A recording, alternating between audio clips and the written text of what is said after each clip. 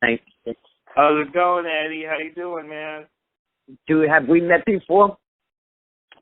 Possibly a long time ago. I'm not sure. All right. Where are you from exactly?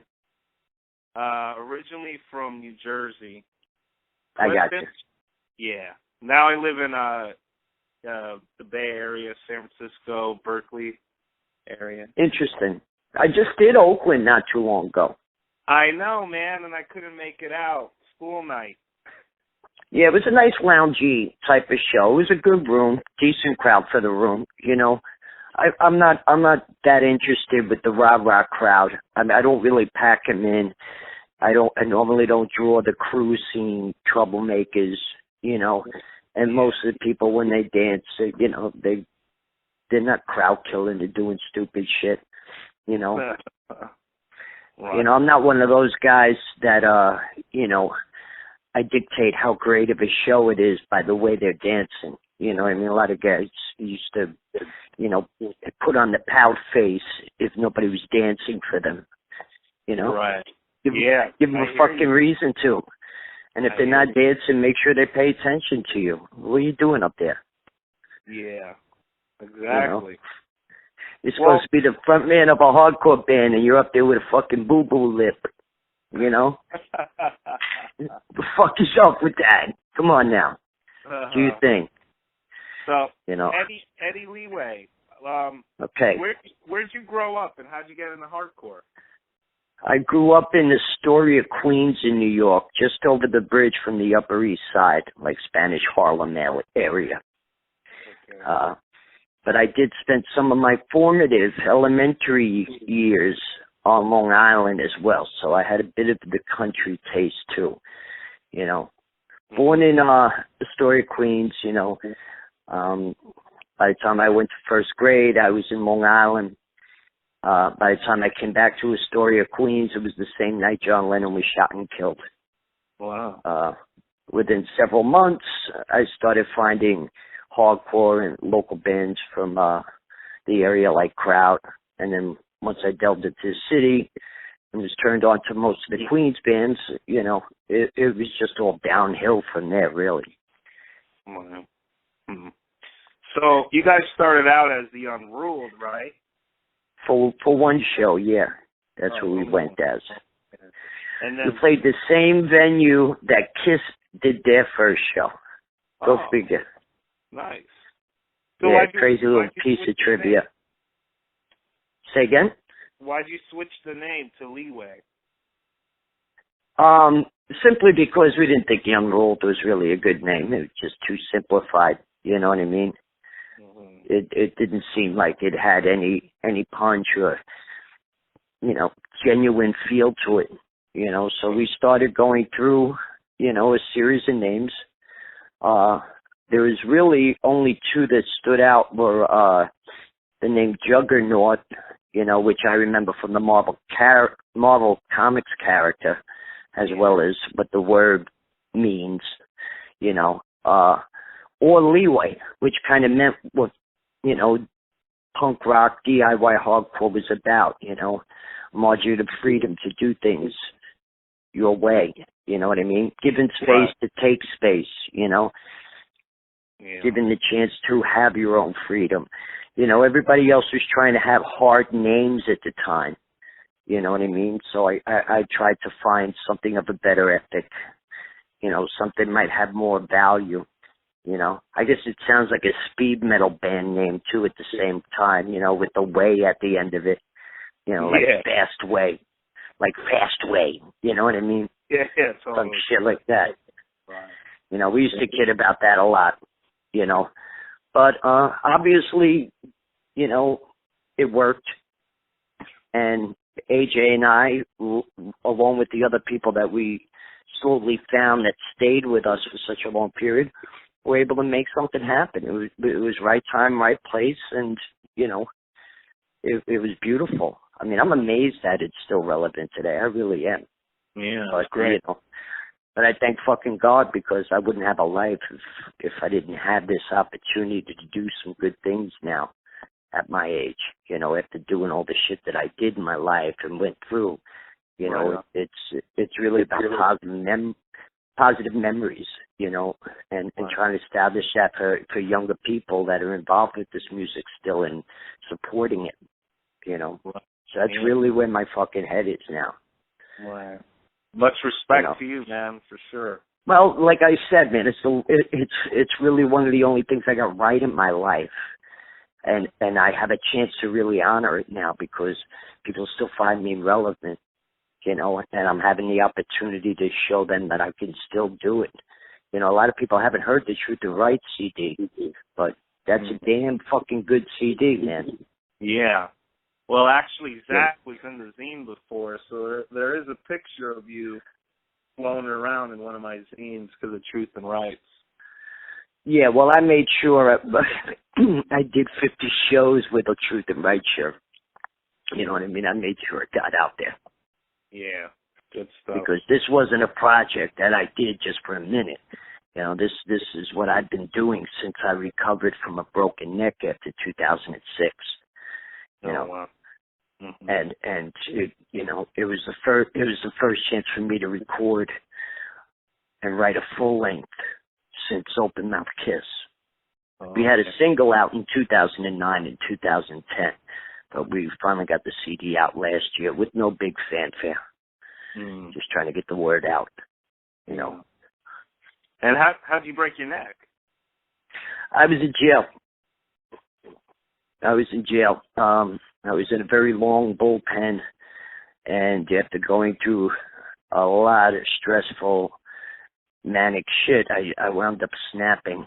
You have to go all the way to how it began. I got into this shit with a street person in Newark or Penn Station, so I actually, you know, stabbed him with an X-Acto knife to try to show him I meant business.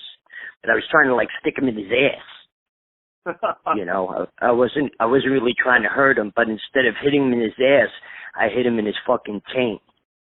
He jumped like 3 feet in the air into like this huge flower pot, and then tried to climb out of it like it was no big deal. But neither did either of us know at the moment that he was just fucking flooding out. He could have died within 3 minutes by bleeding to death because I severed his femoral artery. Wow. Damn. Yeah. So I tried to bounce, and I thought I bounced, but somebody got the plate, and they showed up at my boy's house with 13 cop cars to get me. Ooh. 13 fucking cop cars, like I'm Gas Pipe Casso or some shit. You know what I mean? Like I'm on America's Most Wanted. You know what I mean? 13 cop cars. But that's when it all stopped getting funny. That's where it all started getting funny because Leeway's rep. Huh? They must know Leeway's rep. No, because if I had a nickel for every time I was called a kingpin, please. But they came and got me, and then I had to go through 12 hours of interrogations and shit like that. In New Jersey, you get to know your bail in advance, and I guess for my situation, that was a scary thing because they set my bail at $70,000. Wow. You know. Wow. Yeah. And yeah, and I wasn't allowed a phone call for over 36 hours, so I couldn't even contact my family or even anybody that could help me. You know, I knew a doctor in New Jersey who was supposed to work for the correction system, and I tried getting him out there to see me, but it was held. And by the time I got to the lockup, you know, the CEOs were having a fucking field day just taunting and, you know, upsetting people because people are coming in there with a lot of life-changing mistakes, and they're shitting bricks, they're flipping out, they're angry, they're upset, you know, and these guys just take, you know, just taunt and fuck with people and just have a ball with them. You know, ask anybody about corrections officers, especially when you're in arraignment lockups, you know what I mean, in cities. Yeah. So, you know, they were riding me, and then, of course, one face stood out, you know, and he kept egging me on. At one moment, I actually knew that I felt like I was going to have another episode, and flip the fuck out. And because I don't have anybody to draw my anger at, it was probably going to be myself. So I actually asked them for medical help. And I said, look, I feel like I'm going to hurt myself with somebody. You know what I mean? They're supposed to address that. So this, you know, the assistant came out, and then she got her boss. And then her boss came to see who I was or what I looked like in the bullpen, and she pointed me out. And she just waved me off, and I could see her words saying, oh, he's not going to be a problem. Yeah. And then, you know, so you're in this moment, right, in a cry for help, because you're in the most fucked up place in the world with people on the other side of the door fucking with you as well. Mm-hmm. And then I guess he must have, like, they all must have, like, chose to just say fuck him, because then that CO came back to the fucking window. And he just fucking grinned at me. Oh. So I didn't think, bro. I just reacted. I ran the length of the bullpen and ran my head through the plexiglass partition to blow it out and try to hit him. Damn. And at the same time, I broke my C5 and C7 vertebrae. So when I went down, my left leg starts shaking. You know what I mean? I'm like, uh-oh, I'm fucked up. What'd you just do? You know? And then, you know, I hear the dudes on the bullpen bench right in front of me going, yo, look at that nigga's neck bubble up. You know? Yo, that nigga. And from there, they took me serious. You know, so they had to board me onto a stretcher. They wrapped me up on that stretcher and had me cuffed.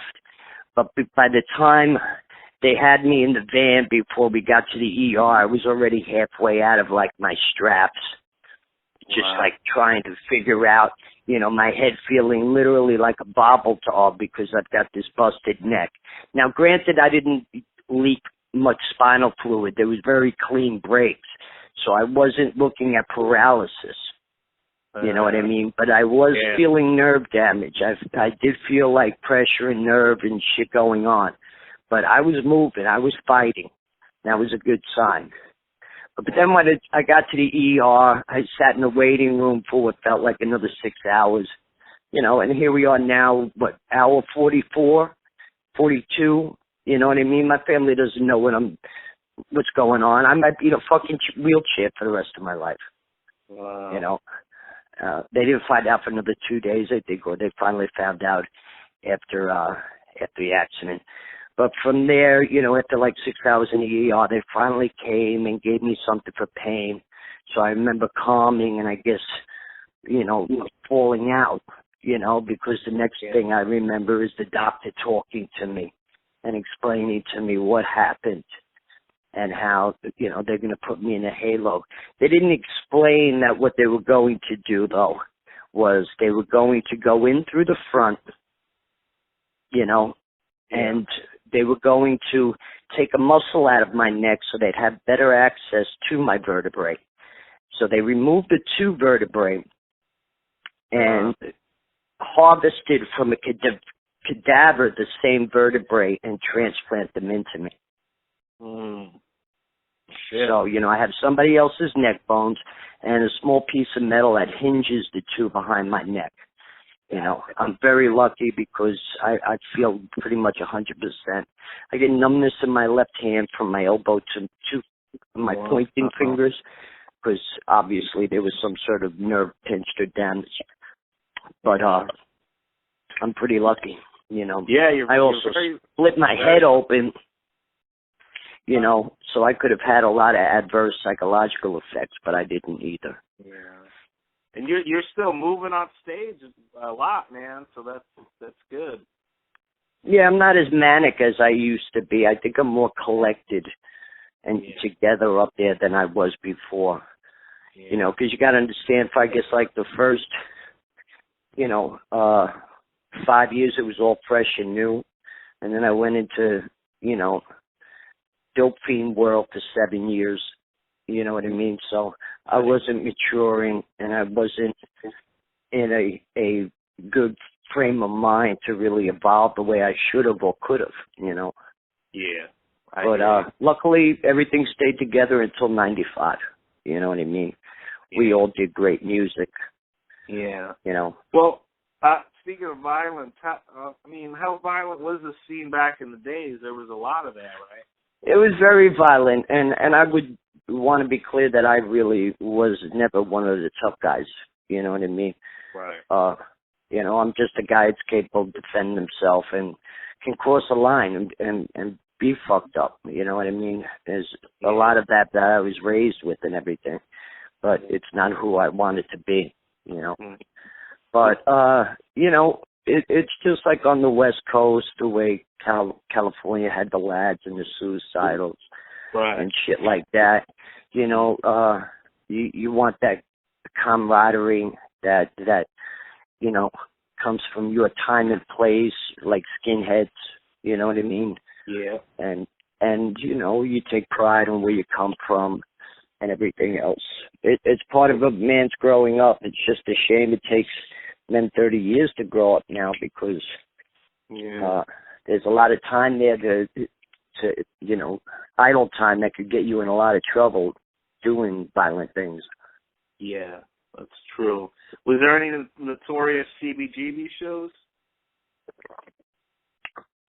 Well,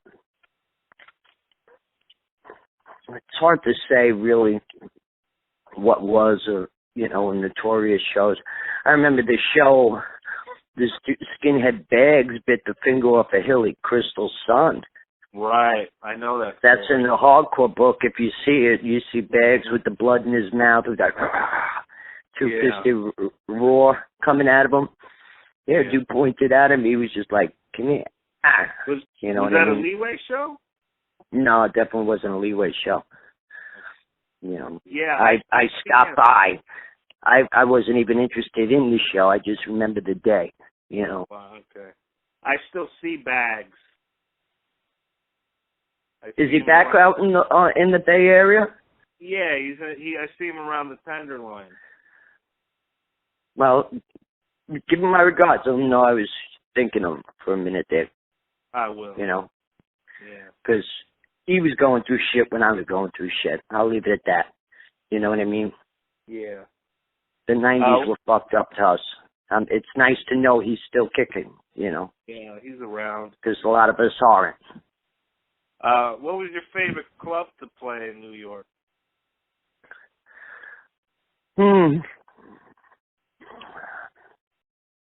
I would say the Ritz, because just before, you know, I started playing there, Davey, the singer from Kraut, had a job there. Okay. Around 83, 84. So I got to see like a lot of, you know, like different alternative shows, whether it be reggae or even just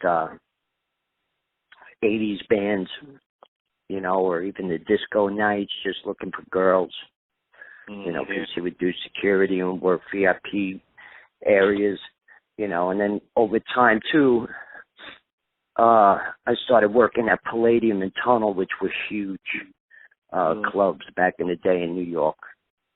You know, that's a lot of where I got caught up with the drugs, because I was having the opportunity of being with like a lot of girls, you know what I mean? Like, and obviously, you know, they're the creme of the creme in the sense, because they're coming from all over the city, you know.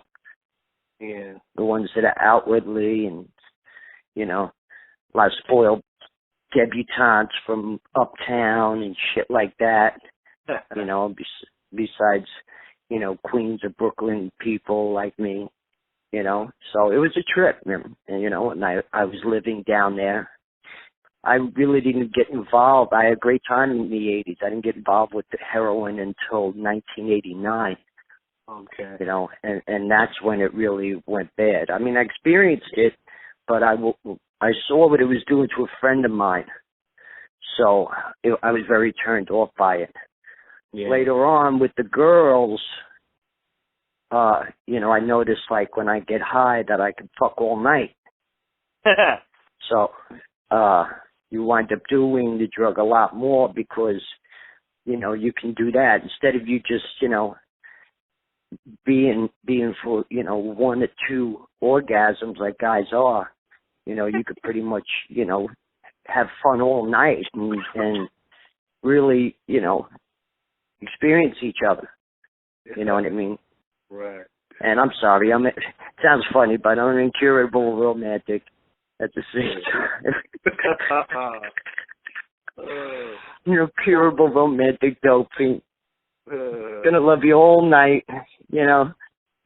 So, it was about to happen eventually. It was kind of like the cover of that Professionals album. I didn't see it coming. That stock photo of that dude getting his teeth knocked out in the fucking ring.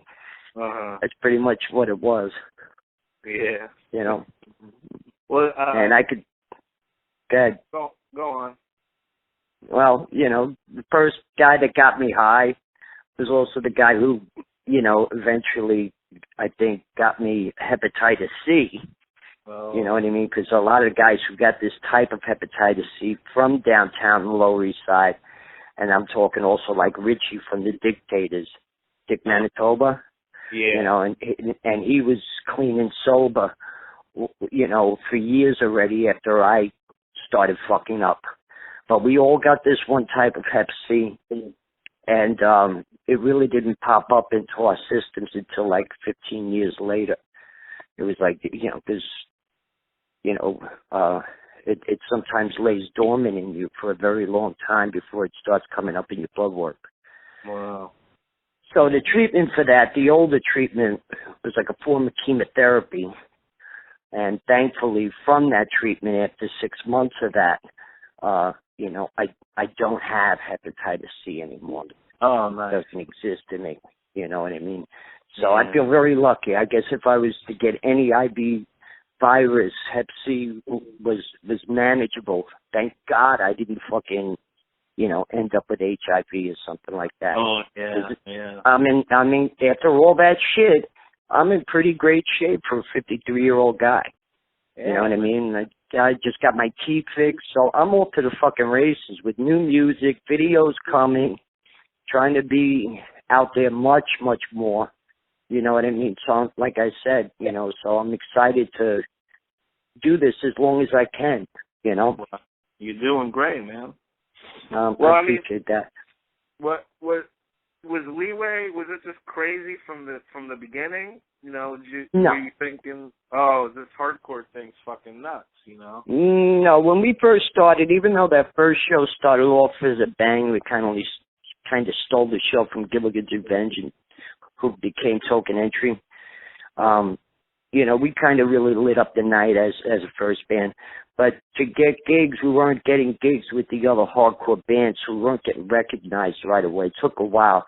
We had to play a handful of shit shows, but I think after about 30 shows, even less, that's when Chris Williamson, who did Rock Hotel, saw us opening up for COC when we just started getting matinee gigs that were worthwhile.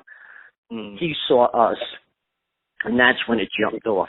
So there was about 20 months of, twice a week rehearsing, 3 hours. You know what I mean? And then meeting him and then working on signing the record deal and getting the album out. Because the album was recorded in November of 87. Born to Expire did not come out until January 89.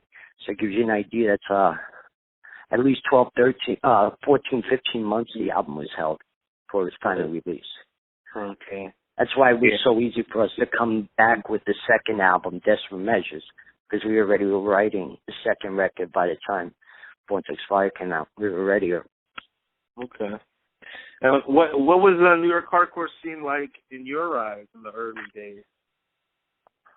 Well, the scene that I found and watched grow was built by misfits and outcasts.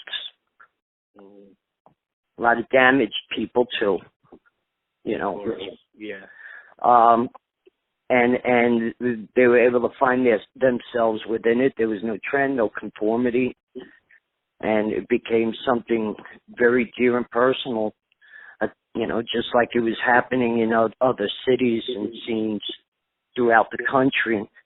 you know, because the West Coast and I guess D.C. and Boston had a bit more of an alternative scene that was conducive towards the early hardcore already that started with one or two bands, I guess, on the West Coast in 79.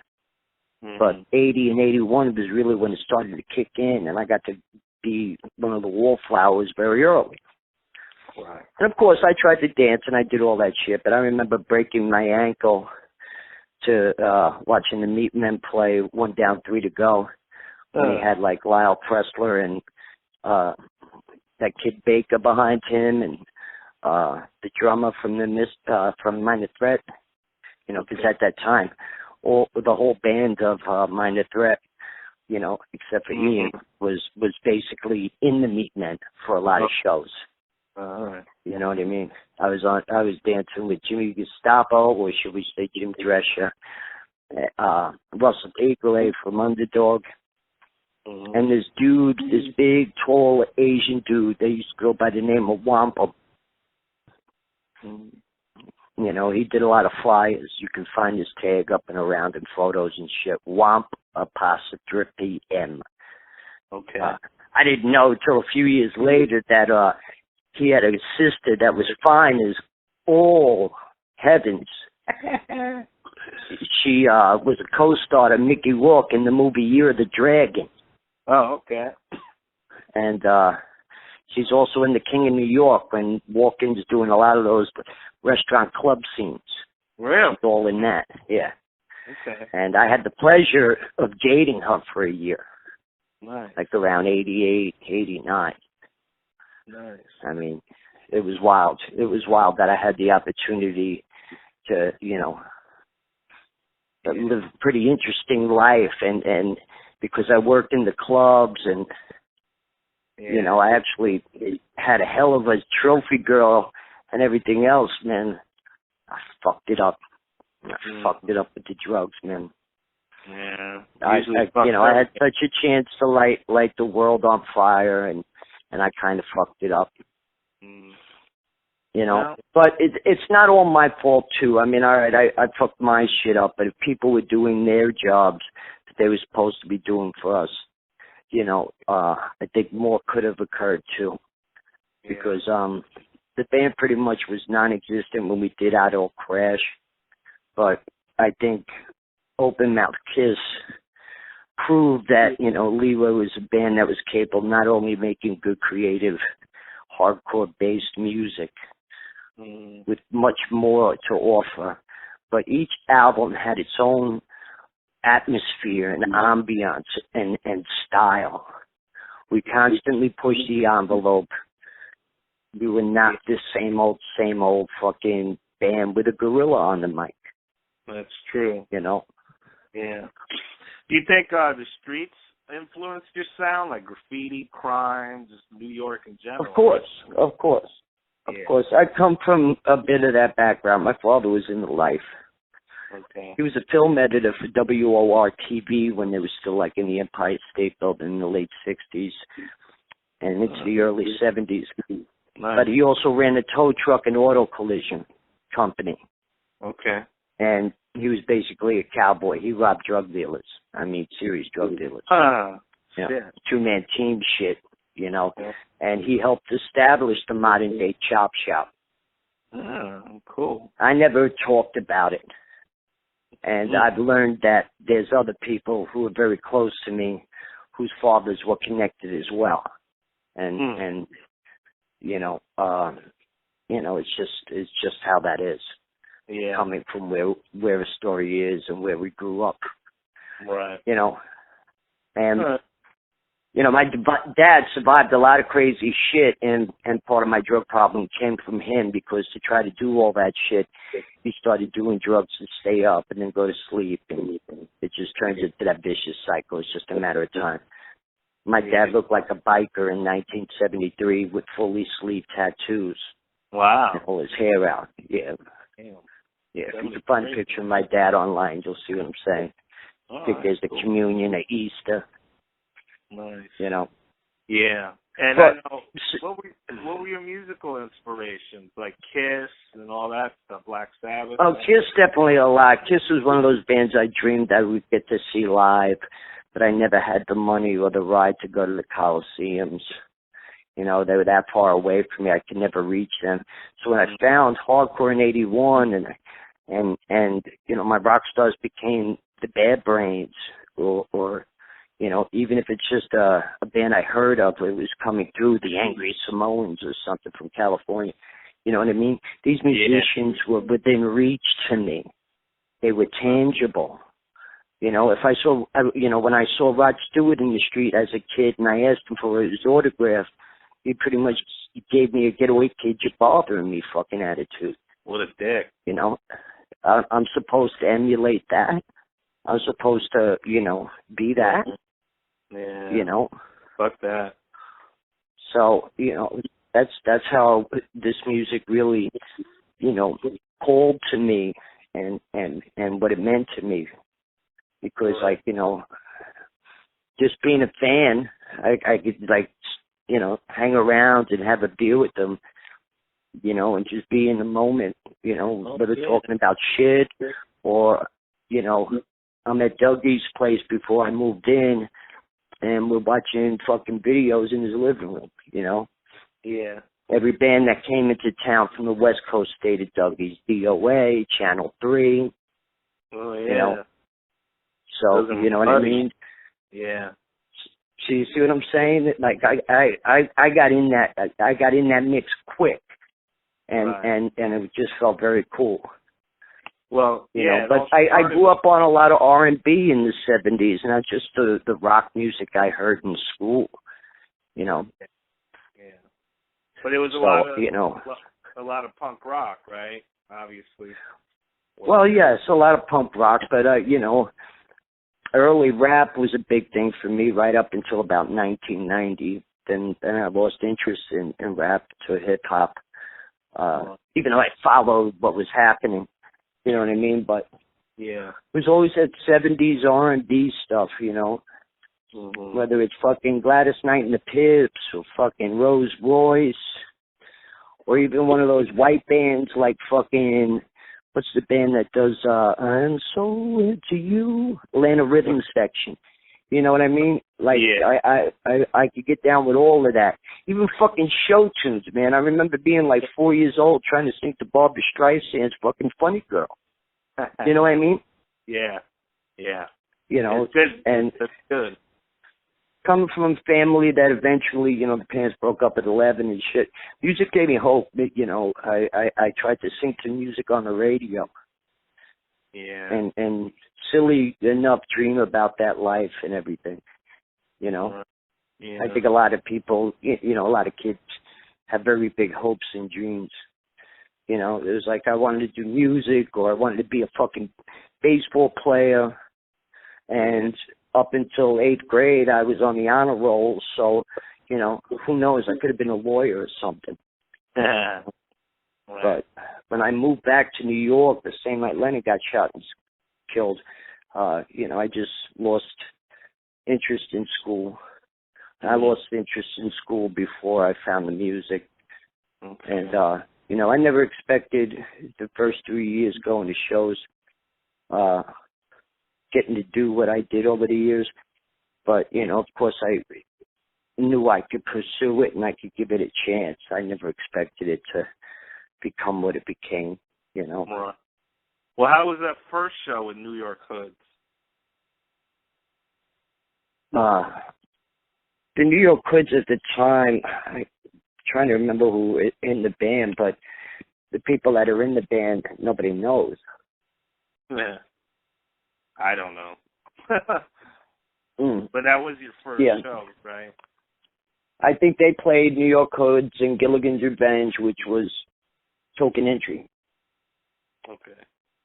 And that show was in Astoria?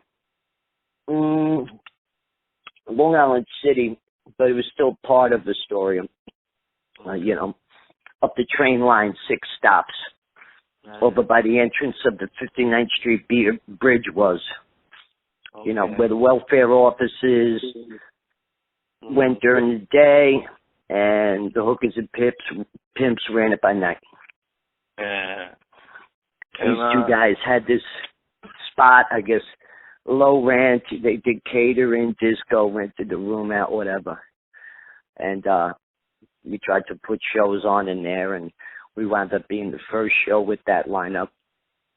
You know, after that, you know, Murphy's Law played there, Major Conflict. When Kiss did their first show there were a few of the early New York pre-punk bands that played there too, like the New York Dolls and like the Harlots of 42nd Street, that whole scene. Right. You know, of course, I was never aware of that until later. You know, when I came into the thing in New York, all those people that helped make what New York punk rock and eventual hardcore became, you know, they were like fucking relics to us. They were like, these fuckers don't matter. You know? Yeah. You know, but we didn't, you know, you had to grow up to respect, you know. Right. You have to grow up, you know, to achieve the wisdom to understand and show respect. Right. But, you know, music was competitive. Did you ever meet Johnny Thunders? Yeah, I got to know, actually, Johnny, like, for the last 6 months of his life. Oh, really? You know, because I would see him a lot at this spot called the Cat Club, as well as Limelight on Sunday nights. In fact, I think I saw his very last show. Oh, okay. Or his very last attempt at a show in New York. Nice. He went on, but no, he didn't play. Oh. He went on very late, you know. Like he went on so late that I didn't even know he was playing that night. So he must have been backstage just, you know, fucked up and hitting. Right. Because I think at the end of his life, it wasn't really the dope that was killing him, even though he needed it. But it was all the coke that he was using on top of it. It was the cocaine that set him up for his death and murder, in fact. You know, because they say he went down there and these guys like crushed something up that was hallucinogenic and bullshitted him that it was cocaine. So then he banged it and then he started flipping out. So all that methadone that he bought in the UK or even, you know, in Southeast Asia, because a lot of these places, if you have the money, they'll dispense all the methadone in the world. You know, and he's obviously the fucking, you know, the A+, you know, student of William S. Burroughs, you know.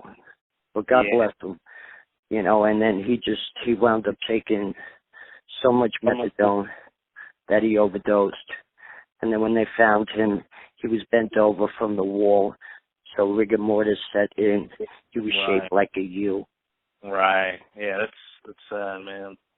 Very tragic, because, you know, can you imagine if this dude achieved what he wanted to do, is go down there and make that blues album?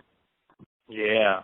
Amazing. You know, who knows? Maybe if he would have achieved that, he would have wanted to come back and get clean. You know what I mean?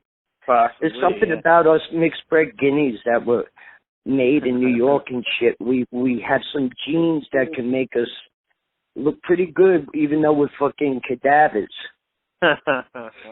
You know? Yeah. Well, what bands blew your mind back then? I know you like Dr. No, right? Well, yeah, definitely the Bad Brains. There was a rhythm to it that no other bands had. You know what I mean? And I guess that has a lot to do with not just their race, but what they were listening to and learning from that they incorporated into their sound. Because the Bad Brains really define this shit. You know what I mean? With just like the speed songs and the breaks. What HR did, you know, it was phenomenal. You know? Yeah.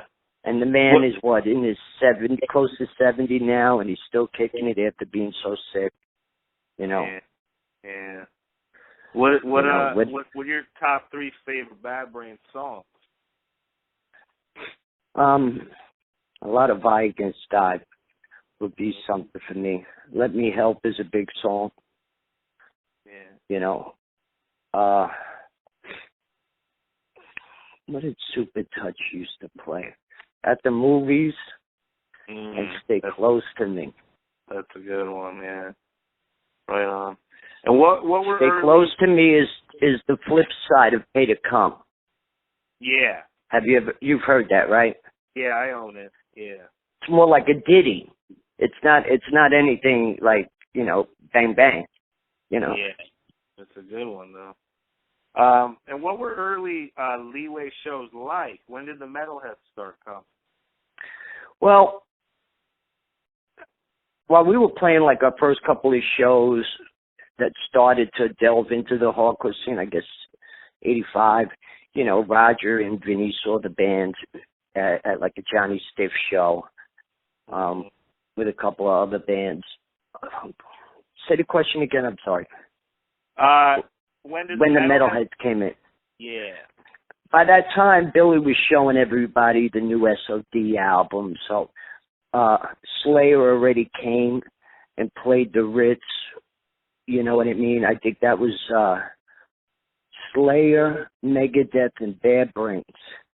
Oh. And the Bad Brains changed so many metalheads from that Slayer night that, you know, like they became skinheads and everything almost overnight. There's one dude, Jay Skin, who's in the crowd, you know, doing the faces before the show, right, in the video from the Ritz.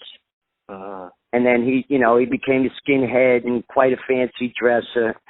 And last time I saw him, he was in a Carlos Santana video, old Rico Suave, white boy with the collared shirt and the chino pants, fucking dancing with a hottie. You know what I mean? Yeah. Wow. It's an example of how we trended. All of us trended through music scenes, you know, because a lot of the hardcore kids became hip hop heads. You know what I mean? Shit like that. Yeah. And did the fights break out right away against the metalheads? Yeah. Especially in those big shows like that. I wasn't at that Slayer Bad Brain show, but I can imagine like dudes were just grabbing dudes by the head, ragdolling them, you know, and you know, it's you know, good clean fun. Yeah. You know, but you think about it now, we were some cool fucks. And did a lot of skinheads and punks come to Leeway shows too? Yeah, because, you know, you also had the crumb suckers really trying to dabble in metal, you know, and they actually, I think, sounded more metal than we did in the beginning. You know what I mean? We definitely cultivated, you know, looking for our own thing. I mean, definitely that chugga, you know, hard shit we had. But, you know, I don't know if we had so many chops right away on that first album versus Desperate Measures. But, you know, we delved into that too. That's why we could play with it, open up a band like Overkill. You know what I mean? And, you know, Chris gave us the opportunity of doing the shows when Exodus came into town. You know, it was already, Bailoff was gone already. It was Salza. It was like his maybe first or second year in, you know. You know, so when Suicidal came into town, he would put us on the Big Rock Hotel show there so we could light it up. In fact, that might be one of the only bands that blew away Suicidal for one night. It was like 1987 at Irving Plaza. I was already working at the Tunnel. I remember breaking into all the coin machines in the bathrooms one Sunday night because I was fucking bored. And I took a garbage bag full of fucking condoms. So after sound check, I had me and my boy fill up like 8 big lawn garden bags full of blown up condoms. Wow. So by the time we came on, you know, as soon as we hit the first note, I had rabies, I had Jimmy Drescher, I had like Lou or Pete from Sick of It All, and anybody else, like, just start ripping these bags open, also from up on top, so they would just start falling all over. And we just blew the place up, and we didn't finish it You know what I mean? Like the momentum stayed right to the end. Wow. And when we went upstairs, as we passed Suicidal's room, they were all in the dark with their door opened. And not a word was coming out of the room. I think Carnivore played that night, too. Oh, nice. Pete Steele. Yeah. Well, what made you think of wearing skeleton outfits on stage and Yankees uniforms? That kind of set you apart. Well, right? the Yankees stuff, I wasn't really a Yankee fan, but I used it to represent New York. And how many kids were trendy with Yankee gear yet on the scene? But I used it for that. I was really a Red Sox fan. Oh, okay. You know. Carl Yastrzemski was a native Long Islander, so I liked that, you know, I rooted for a home team player on a different team. Yeah. You know what I mean? Yeah. And I found it that, you know, it was just, you know, ideas to, you know, try to have a little class in the look, some style, you know, and the key element that I was trying to be from what I got from this music, an individual.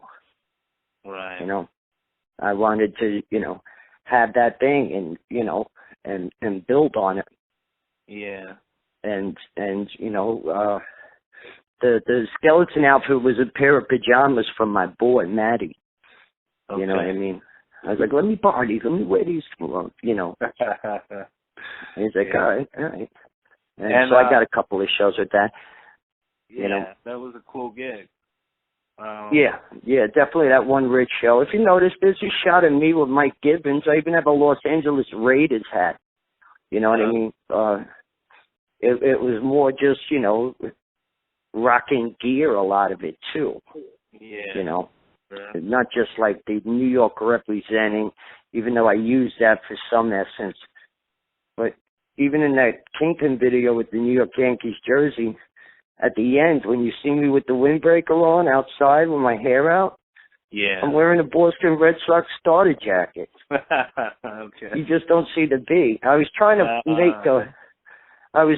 make a farce out of the rivalry, because I never understood, like, you know, waiting for a train at Penn Station while a bunch of knucklehead suburban dudes have to pass me and go, Boston Sox. You know? Yeah. You know, what are you telling me? You know, come on. Are you on the roster? You know, does it really fucking matter that much to you? No. The Boston. You know, go to the game, root it, you know what I mean? But you're going to pick a fight over a fucking hat. Right. You know? I agree, man. I agree. In fact, somebody died for a Leeway hat. Really? But I can't really discuss it. You'll have to read the book. Okay. When's the book coming? I'm hoping that I could have it out for the new year. It'll definitely be announced before the year's over. Oh, great. And where was the video for Kingpin filmed? What was that film? That was done at the old Navy barracks off the water in Brooklyn. Okay. Brooklyn. Everybody that was shipped out to war, you know, from World War II, Korean War, Elvis, when he had to go to Germany in 57, 58, everybody would be shipped out from those docks. Okay, nice. It's all open and wide now. Nobody's using it. Yeah. So, I mean, you guys were on Profile Records with Cro-Mags and Murphy's Law. Did you guys do a tour with them? Well, that was Run DMC's label. They also signed Motorhead for Orgasmatron and reissued all of Motorhead's music. Profile did a lot. I only toured with the Bear Brains. I did some shows with the Cro-Mags in around 87, but Chris got us separated pretty much by then. Okay. Yeah. And I guess at that time, too, everybody was on their own, like, game plan and move. You know, everybody had their own direction at that time as well. You know, they also released that DD rap song, that DD Ramone song, I think I'm the Man or some shit. DD's rap, yeah. you know. Well, what and was, then, we're going to keep going. Say that? You were going to say something? No, go ahead. Oh, okay. I was going to ask, what was Catholic High School Girls in Trouble about? Originally, AJ and Jose, my main guitar player, AJ, who started the band with me, along with Jose, the bass player. They both went to the same Catholic high school. Okay. And, the lyrics were from Jose, and it was just him, ranting about school. The Girls in Trouble is just a little takeoff from the Kentucky Fried Movie. Okay. One of the clips in there is about go see a movie, Catholic High School Girls in Trouble. Okay. All right. Where, they do the mock skit with his little snippets like it's a real promo for a real movie. Yeah. So that's what they got it from. Okay. I haven't played that song in a while. Yeah. What inspired the Squealer? Markowicz Squealer, I guess, just simple, trying to find stories. I guess early on, growing up, I could see a lot of the wannabe types. Right. And what about that would be first to jump into trouble, and be fucked up with people, and then be the first one to fucking give up everybody at the same time. Right. Mm-hmm. Yeah. And I just remember the movie Angels with Dirty Faces. Because through the whole movie they talk about the Markowicz Squealer. Because I guess one of the kids, winds up ratting, and they're trying to emulate Bogart, so they're going to give the kid the Markowicz Squealer. Yeah. What about Enforcer? Enforcer was really just lyrics about Clint Eastwood. Oh, okay. Right. Listen to him. Just read him out. It makes all perfect sense to you. Yeah. It comes from almost every movie. Yeah. Who did the cover for Born to Expire? What is it? Actually, somebody that lives out in the Bay Area now. This kid, Devin Stone. Oh. Okay. He probably could have had a great career as an artist for bands, but he got out of the scene like within a year of the album's release. Really never to be heard of again.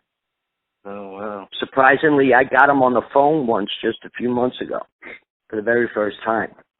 Yeah. And somebody sent like a mock piece of art to me that I might be using now, making a shirt of, where it's called Not Yet Expired. Wow. And it's a takeoff of the Born to Expire, but with the Vitruvian Man, the Da Vinci guy, there's little pieces of art added into it that are, pertain to songs. You know what I mean? Like Kingpin or Hornet's Nest. Yeah. And do you remember playing your first show at the Ritz with GVH, Agnostic Front, Crumb Suckers? I do. Mackie was on drums, right? 86? Yeah. Jose was still with us. We didn't make the decision to ask Jose to leave until after that show. And then the next time we played was December 27th, 1980. It was just before the end of 86. And that was with the Bad Brains. Okay. Oh, that was the second show, right? The Ritz? The second time we played the Ritz, yes. Yeah, Warzone, Nausea, right? And that's a few. Yeah. It might be 87. That was a wild weekend because the License to Ill tour played the night before that weekend in the same room. So you had, the tour was Beastie Boys, Public Enemy, and Murphy's Law. But Public Enemy wasn't on that bill. I guess because they could have headlined and made more money on their own. You know what I mean? Yeah. Being in New York. How was living with the Six of It All guys? Interesting because I was already sick then, you know. Some people, I guess, dabbled a little with it, but, you know, obviously those guys never really did that in their lives. You know what I mean? Like, you know, they never made that choice is my point, you know. Mm-hmm. So, well, you know, when I was living with them, I was, you know, it was based over a girl that, you know, I really was in love with at the time. You know how that is after 30 years, you know, what it matters now. But, you know, she's a good girl. She's a sweet girl. I don't have that much animosity to a lot of my exes. Yeah. Do you have any memorable shows with Sick of It All? We played the West Coast with them in '89. They wound up jumping on for like a couple of the Bad Brains shows. Oh, nice. And back then, I would love the way Lou and Pete would interact together. Like, you know, Lou would be doing his thing, and then he'd crouch down so Lou could do like a foot plant jump off his back into the crowd, you know. Yeah, cool. Because, you know, they started kicking in within a year that we did, you know what I mean? So, yeah. And they were able to achieve what they achieved, which is, you know, wonderful. Yeah. You know, we owe a lot to them because they're one of the few bands that not only had success and longevity, but they stayed together. Yeah, that's true. There's no fill-ins. Yeah. You know, that's why I don't call the band really Leeway anymore. I actually prefer it to be Leeway NYHC. Oh, okay. I want people to understand that it is a new phase. It's not the original lineup. Okay. In fact, the only guy that gives a shit out of all them dudes is me. That's why I'm doing it. Well, and I'm happier by myself. Okay. Okay. Right you on. know, I feel I could get more done. I definitely couldn't do the things that I'm doing now if I had any of them in the band. Well, you know? what changed for Leeway going into the 90s? Disenchantment. Yeah. You know what I mean? Watching all these other bands blow up and make things happen, and, you know, I'm sitting there, you know, wondering to myself while I'm fucking getting high, you know, why can't it be me? Right. You know, but they, you know, once they got a whiff that somebody had a drug problem, they weren't touching bands anymore. After Andrew Wood of Mother Love Bone died on Epic on a you know, a 7-figure deal, they weren't fucking with addicts no more. Okay. You know, and I guess, you know, with that and my distrust of record labels and, you know, not much happening that's really going to help us, you know, it didn't help with my depression. It didn't help me with medicating my depression, you know, and that's how I acted out. That's how I did it. You know, that's why I say, like, a man takes 30 years to grow up. Yeah. You know, and I was still a bit of a crybaby. Why me? You know? Is that why the band split in '96? Probably in many ways it did, but it, you know, obviously everybody came back in '99. You know, there was never, you know, AJ likes to say the band was, but nobody said fuck this, I'm out of here until I started saying it in 2001 and 2006. You know, anytime I said let's get back, they would get back. Yeah, in 2006 you did like a little Bad Brains tour. What happened then? We only did a couple of shows when John Joseph was in the band. A lot of reason why I broke the band up in 2006 because the bass player couldn't do the week with the Bad Brains to close the Ritz and make history. Oh, shit. See, he got kicked out of his fucking over-mortgaged house in Westchester when his wife kicked him out of the fucking house and filed for divorce. So he ran down to the Carolinas to his parents. Mm-hmm. And he couldn't do the week and make history playing with the Bad Brains for 7 days straight at CBGB's to close the motherfucker. Damn. It was my dad's putting the down payment on my new condominium. I was like, fuck this. I'm done. You know, we're going to have a fucking, it's going to be like 3 tea sittings just to get these dudes to decide when to rehearse. We're going to write an album. We're going to tour. Yeah. Well, and then I started reaching out for new people. Okay. And then that accident happened in October where I stabbed the dude and broke my neck.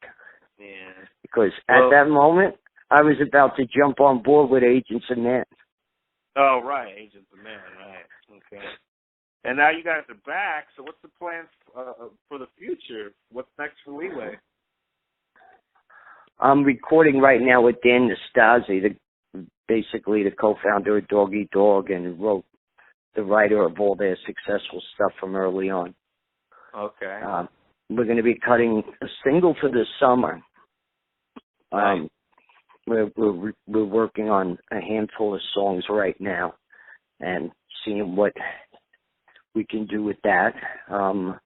You know, I'm playing This Is Hardcore again with Dog Eat Dog. We're doing the opening club show, like the party night before the 3 days of Fest. So that's a big thing, you know, because Dan's going to double duty that night. He's not just going to play with me, but he's going to do an old school set with Dog Eat Dog as a headliner. Nice. Cool. So, yeah. You know. So, going to be more tours probably? And well, here's the thing a lot of people don't realize. I just went on tour with Rhythm of Fear from Jacksonville, Florida. Yeah. And Rhythm of Fear was my band. Okay. So the same band opened me with their singer, and the same band closed me with me singing. These guys have filled in partially or full-time on and off for almost 4 years now. Because, you know, when I first met them, they asked me to do an annual benefit they do for a friend who died of cancer. And, you know, they played behind me, and I loved it, you know, because these kids half my age, and they got the spirit and everything, and we're doing the set together. So even when I had a band, you know, I took them on tour with me. I got them to meet the Black and Blue people. So the next Black and Blue, they got to be on it. Okay. And anytime I wanted to do like a string of Florida shows, I would just fly down with my guitar player, and the rest of the guys will fill in the rest of the places, and we could take a set. Okay. Because in order to play so many shows, I can't rely on the same core team. Okay. You know, a lot of the guys I work with have lives. They only have a certain amount of time. Right. So, not to come off like a rock star, but Leeway NYC is basically focused on me with good musicians providing music. Wow. You know? Yeah. That's what it's becoming. Okay. But the Cali tour was good, right? Yeah, it was great. It was great. You know, some shows might not have been promoted well, like Salt Lake City and shit. But, you know, when I have smaller crowds, I love just talking to them directly. You know, it's a lot of fun that way. I try to do, you know, something to make it a more connected experience than just fucking running through the set. You know? Right. Yeah. You know, because I do want them to know I appreciate them, you know? Oh, yeah, for sure, man. Because I'm just a nostalgic act right at the moment until I get something new out. Yeah. You know? Yeah. So I can't walk up there, you know, I'm not that type that's going to just walk up there and act like, you know, I'm fucking special. Right, you know? right. Oh, yeah, man. And, I mean, a lot of guys have lost their heads. They lost those core values that the whole community of the scene is. You know what I mean? Yeah. They all purple fraud. How active is Truth and Rights? Active is nothing. Nothing. You guys are done. Well, no, I kind of got fed up with it in many ways. But you know, we're not at each other's throats and shit like that. But to be perfectly honest, I'm still pushing the CD, and eventually, if I could put it on the road, I'm putting it on the road too. Okay, cool. With or without him, you know. Yeah. I mean, Zach is raising a baby now, you know what I mean? So, you know, the dude can't do it, but he wants to write riffs with me all day. You know what I mean? You know, so why not fuck with him on that level?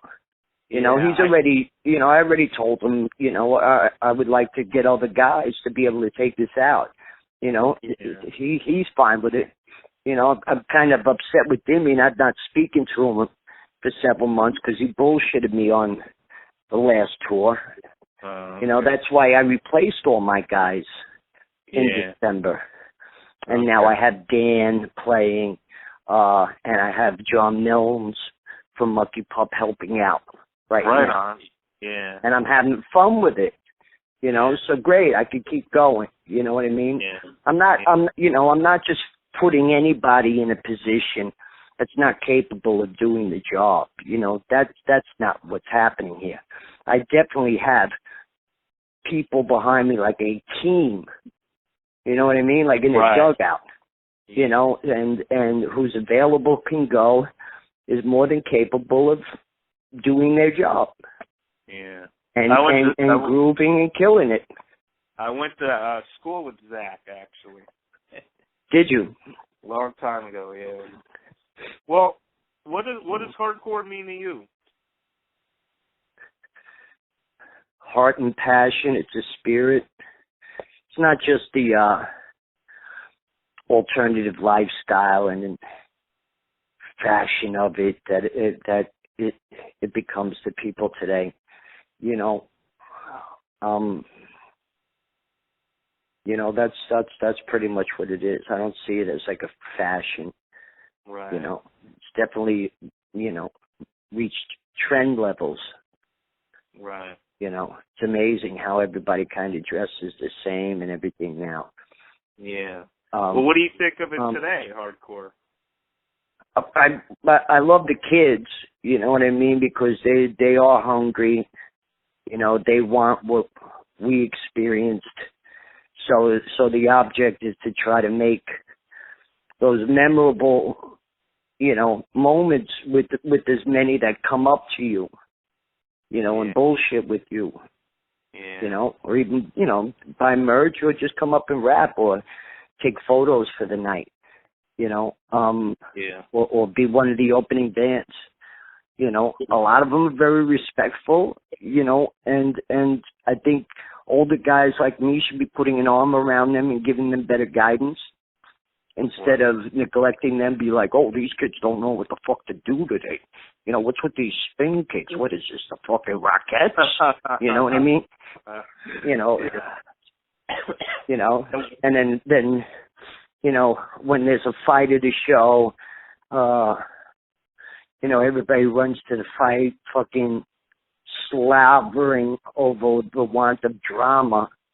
You know, it's you shouldn't be allowing that shit to be happening at the show. Take it outside. Right. Take it outside. You know, you shouldn't be dancing on a floor where you want to hit people and inflict a little bang, but God forbid somebody hits you. Yeah. You know, or that crowd killing. You see somebody, you know, flinching back and covering for themselves, and you decide to give them like a fucking cross kick and a combination of fucking punches. What the fuck is that? It's a good time. In the middle of America, I had a show not too long ago. This kid in one of the opening bands got his glasses knocked off, so he figured that gave him the right and green light to like cock back his hands and punch 3 different people in the back of the head, including a girl. Wow. That's not cool. You know what I mean? And please say that after you translate this. Make sure you put that in there. Yeah, and that dude was trying to get all fucking tough with me over the fact that he was being a dick. You know what I mean? Right. And if he actually thought I was going to fight him, that, you know, that was the other thing that made me laugh over the 2 days I had to deal with him, because he also played the Dallas show. Because the whole time I had something in my hand that would have just fucking dismantled him. You know what I mean? It's like, you know, I'm 53 years old. You think I'm going to sit here and fucking box? You think I got a fucking octagon in the back? You know? Fuck is wrong with you? Fuck is wrong with you? I actually, the whole time, I said, come here, after he dropped his shit. And I go to his ear, have you ever been in prison? Yeah. And, you know, like, it was just a show that, like, look, you fucking dummy, I could put my lips behind your ear and fucking knock you out with the sap in my hand. You know? But no, you go home, go tell your boys how you fucking shook Eddie and Leeway. You know what I mean? Right. It's just so fucking ridiculous. Yeah. I'm going to, you know, at 52, 53, I'm going to go in a fucking Dallas lockup. What am I going to do? Jack Ruby suite? Because of a kid half my fucking age? Yeah, it ain't worth it. Fuck out of here. Fuck out of here. You know, but, you know, that makes them think they're hard and shit like that. You know, but there's a lot of people out there salivating to find fucking cowards like that. Yeah. You know what I mean? Well, what keeps Eddie Leeway going? Knowing that I probably don't have much more time on this planet. Yeah.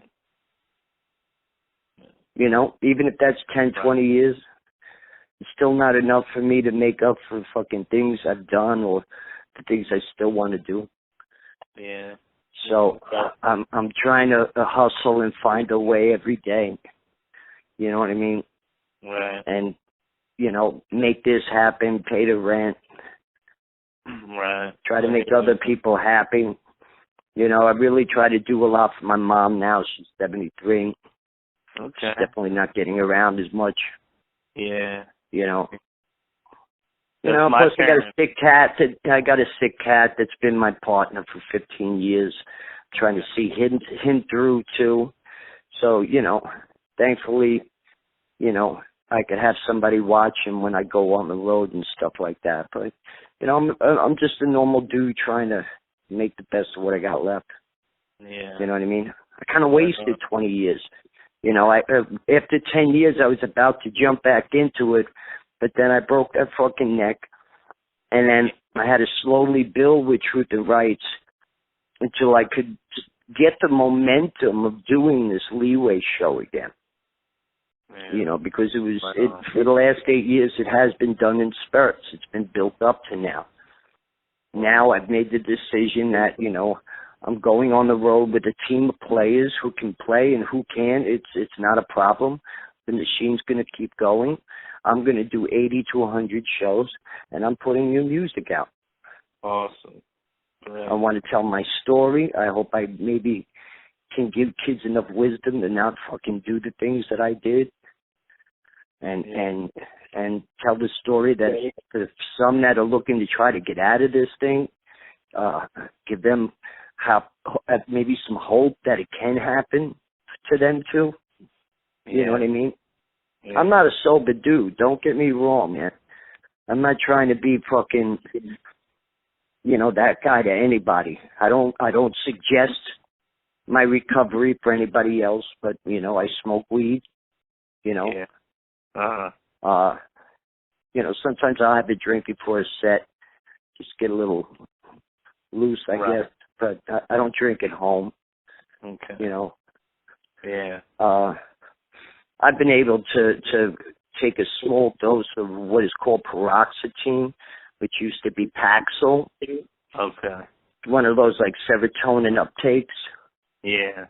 And since I started taking that just before the millennium, I was able to start getting a better clarity and a want to, you know, not get caught up in a lot of the fuckery that I did before.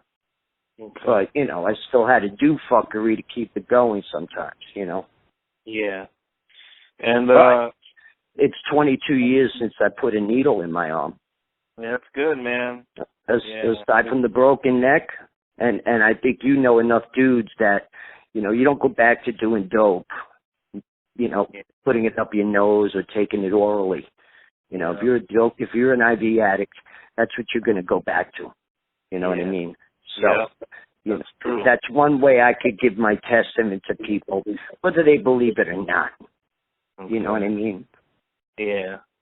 And do you have one word that means why will hardcore never die? Wow. Spirit keeps pushing in my face. You know, more. Yeah. Anybody that's seeking more in life or even in music, you don't have to like the music, but you have to at least recognize it for a moment for what it is. Right on. And the ones that want more and more and more keep coming back. Yeah, that's true. You know, and the beautiful thing is now the history is on the internet.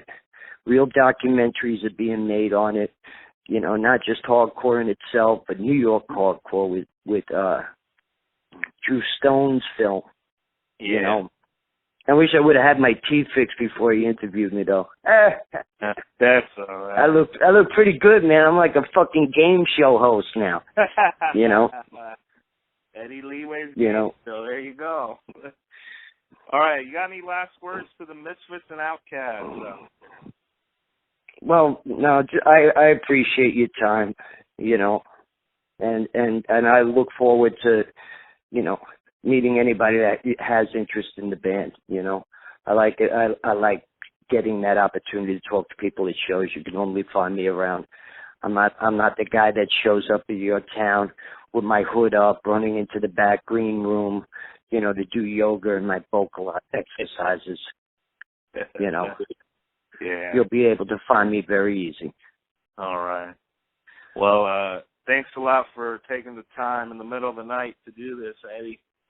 It's all good. You know, like I said, you know, I'm up pretty late. I probably turn in about an hour. So, you know, it's all good. I appreciate the time and effort. All right, man. Take care. Thank you. Have a good one. Thank you. Bye-bye. You too. Thanks.